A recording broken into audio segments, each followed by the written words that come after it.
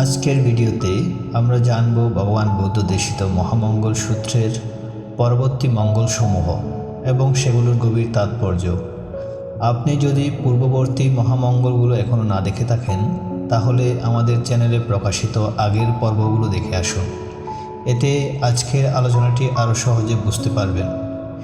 In today's video, we will explore the next blessing thought by the Buddha in the Mahamangala Sutta and understand their deeper meaning. If you have not watched the previous blessings yet, please visit our channel and watch the earlier episodes. First, they will help you better understand today's discussions. বহু সত্য বিষয়ক গভীর জ্ঞান লাভ করা, বিবিধ শিল্প শিক্ষা করা ও বিনয়ী সুশিক্ষিত হওয়া, সুভাষিত বাক্য ভাষণ করা, ইহাই উত্তম মঙ্গল।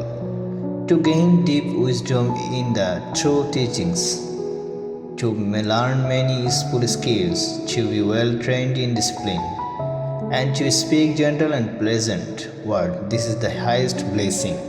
মাতা পিতার সেবা, স্ত্রী পুত্রের বরণ পোষণ রক্ষণাবেক্ষণ, অনাকুল নিষ্পাপ প্রশান্ত শৃঙ্খল কর্মজীবিকা নির্বাহ করা, ইহাই উত্তম মঙ্গল।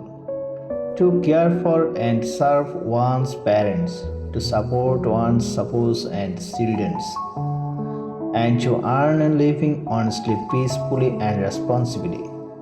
This is the highest blessing. দান ধর্ম আচরণ ও জ্ঞাতিদের বিবিধ কার্যে সাহায্য সহযোগিতা করা, অনবদ্য নির্দোষ পরিশুদ্ধ কর্ম সম্পাদন করা, ইহাই উত্তম মঙ্গল। To practice generosity, to live according to the Dhamma, to help relatives and others in need, and to perform only pure and blameless deeds. This is the highest blessing.